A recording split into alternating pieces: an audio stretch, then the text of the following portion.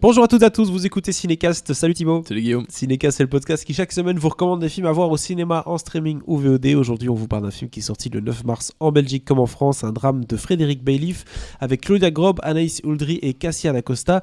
De quoi ça parle, la MIF, la famille? Ça parle d'un foyer d'accueil où il y a une bande d'adolescentes qui vivent avec leurs éducateurs. C'est comme un peu une famille, hein. Ils ne se sont pas choisis mais ils vivent sous le même toit. Et il y a un fait divers qui va débouler de nulle part et qui va mettre le feu aux poudres. Et tout ce bel équilibre va se retrouver partir en fumée. Je propose qu'on se regarde tout de suite un extrait de la bande-annonce. Ce foyer, il accueille plusieurs jeunes qui sont dans des situations difficiles. Et ce qu'on vous propose en tout cas, c'est un endroit qui est sécure. Ok, je te donne 3 secondes, Manon. Avant de te lâche-moi, je te dis de me lâcher. En fait, pourquoi vous faites ce métier? Vous êtes là à nous dire ouais, on est là pour vous, nanani, nanana. Puis en fait, après, on est toujours seuls dans nos galères en fait. On est proche de vous, on vit avec vous, mais vous êtes sous notre responsabilité et on n'est pas vos parents. Bah heureusement. Je me dis putain, comment ton propre père il peut faire ça? Et toi? Voilà, c'était un extrait de la bande-annonce de la MIF qui a été récompensé, que ce soit ici chez nous en Belgique au FIF à Namur. Ouais. Mais j'ai vu un petit ours quelque part aussi. Je sais plus s'il a été primé à Berlin ou pas. En tout cas, il était représenté là-bas. Mais il était à Berlin en 2020. Et puis la pandémie est arrivée. Ouais, c'est ça. Puis, voilà que ça sort seulement maintenant. Ça fait un petit temps, tout à fait. Mais en tout cas, c'est toujours bon signe dans ce genre de choses-là, de drame, s'il est un peu dans les circuits, s'il est montré. Bah oui. Ça, c'est souvent de bon augure. Tout à fait, tout à fait. Et alors Thibaut, est-ce de bon augure? Mais c'était de bon augure, effectivement. J'avais un peu peur au début. J'avais loupé le film et puis le distrib m'a proposé de le voir. Oui, bien sûr, avec plaisir. Si tu me donnes le lien, je le regarde. Je ferai mon boulot. Tous les liens, on te les envoie. Et... pas tout. Mais après, j'ai vu quand même prix du meilleur film à Namur, qui est en général plutôt une bonne compétition en général. Donc, pour les films français sociaux, en général, ils sont souvent bien représentés. Ouais, il y a vraiment c'est vraiment de bonne qualité. Et donc, le film, honnêtement, c'était plutôt une bonne surprise.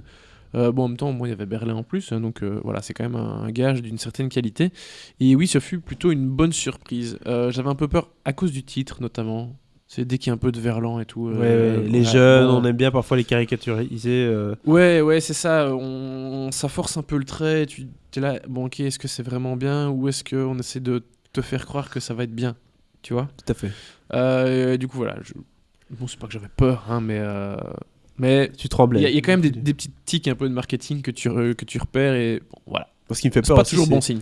Le côté, si j'ai bien compris, on a des actrices qui sont principalement débutantes dans ce film-ci Ouais. aussi, donc ça c'est pas évident. Ouais. Non, mais c'est pas évident, mais ça se sent absolument pas. Et pour moi, c'est une des très très bonnes choses du film.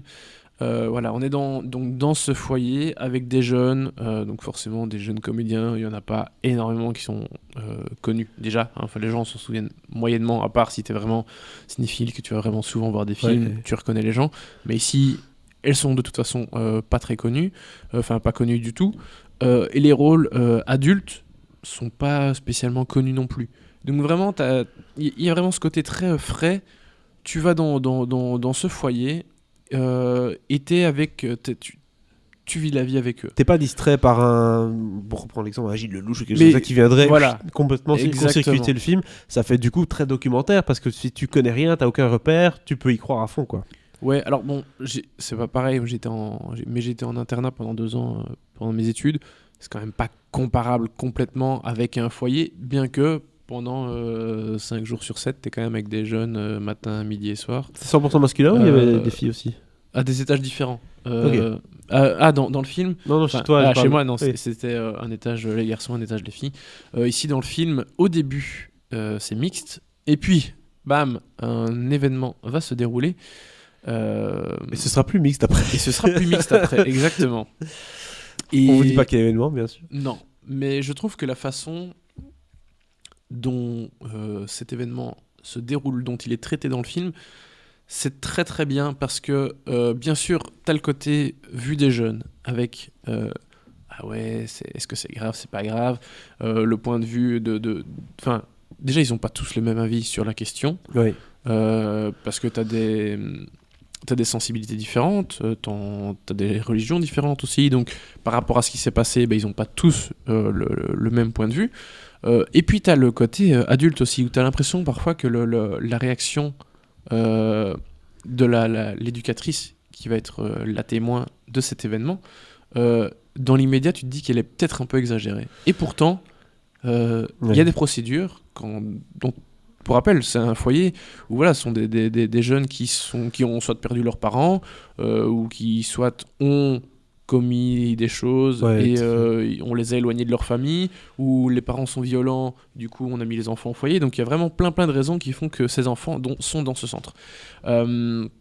Et souvent, en effet, il y a des règles très strictes. Et voilà, du coup, il y a des règles très strictes, et puis il y a des lois aussi. Il n'y a pas juste le règlement d'ordre intérieur du foyer, il y a aussi, s'il se passe telle chose dans un foyer, l'éducateur, il doit faire 1, ceci, 2, cela, et basta. Oui, tout à fait. Donc, t'as le point de vue des jeunes, t'as le point de vue des animateurs, et puis de la direction, etc. Et puis voilà, il va y avoir le truc va prendre des proportions un peu plus importantes. Donc voilà, c'est toute une machine plus ou moins bien huilée qui se met en marche pour voir comment la problématique va être gérée. Alors ensuite, il n'y a pas que cet événement dont le film parle, parce que le film, en fait, il est un petit peu chapitré quand même avec le nom de certaines des jeunes filles qui sont dans le foyer. Donc tu vois leurs différents problèmes, histoire de pouvoir traiter de plusieurs choses. Parce que si tu as juste une fille avec... ça peut être très bien aussi, ça dépend comment tu fais ton film. Mais ce film a été pensé pour raconter ce que c'est la vie dans un foyer du point de vue de plusieurs filles. Et globalement, c'est vraiment très très bien foutu, quoi. Donc c'est assez passionnant. Et t'as tout, t'as les moments vraiment... Bon, après, c'est le film, ils en jouent et tout.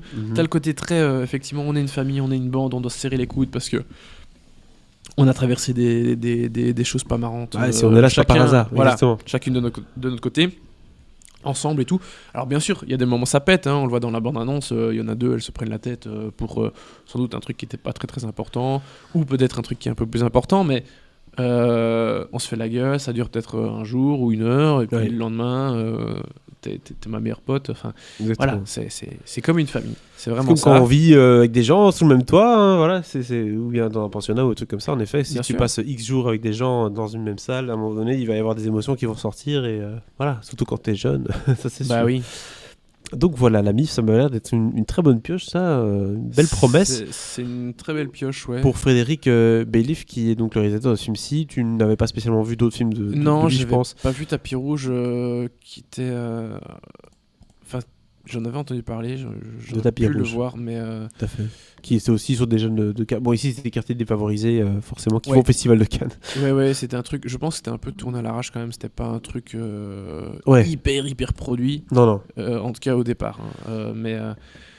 Mais écoute, oui, plutôt bonne pioche pour ce réalisateur qui fait visiblement des choix assez intéressants. Tout à fait. Qu'est-ce qu'on donne comme note à ce film, La MIF, Thibaut ? Écoute, un très bon 3 étoiles et demie, parce que vraiment, c'était vraiment pas mal. Ouais. C'est tout. J'irai pas plus. Non, je réfléchissais un peu parce que c'est vraiment bien traité, c'est touchant, c'est tout ce que tu veux.